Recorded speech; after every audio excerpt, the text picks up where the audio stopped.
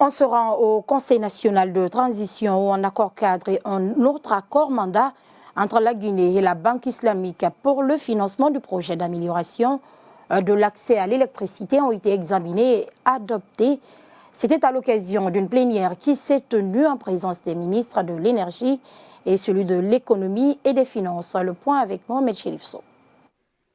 Après une période de pause due notamment au pèlerinage à la Mecque de certains conseillers nationaux, le président Dr Dansa Kourouma et les autres membres du Conseil national de la transition se sont retrouvés vendredi pour une plénière consacrée à l'adoption de l'accord cadre et accord mandat entre la Guinée et la Banque islamique de développement pour le financement du projet d'amélioration de l'accès à l'électricité en Guinée. Pour les ministres de l'énergie, de l'hydraulique et des hydrocarbures et celui du budget, l'adoption à l'unanimité du projet PAEG dont le coût s'élève à 90 millions de dollars américains vient à point nommé.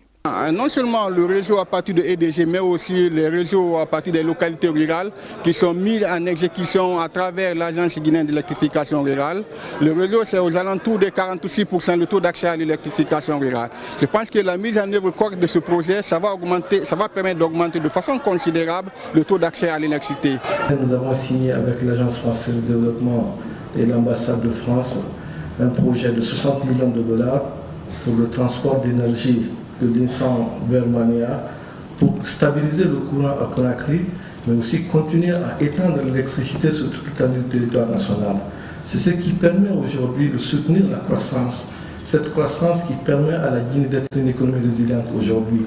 Dr Dansa Kourouma a mis l'occasion à profit pour saluer la croissance de la Guinée à travers son économie qui est devenue résiliente avant de faire une invite aux ministres dont les départements sont concernés. Nous n'allons pas nous résoudre tout simplement d'avoir changé de point, mais il doit y avoir des répercussions positives sur la population en termes d'accès, en termes de qualité, en termes de durée.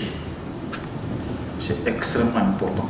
Au terme du projet PAEG qui implique la République de Guinée et la Banque islamique de développement BID, 41 localités environnantes de la préfecture de Sigiri seront électrifiées. 46 autres voisines de la préfecture de Kankan seront également éclairées, tout comme la ville de Télémilé et 15 localités proches de cette préfecture.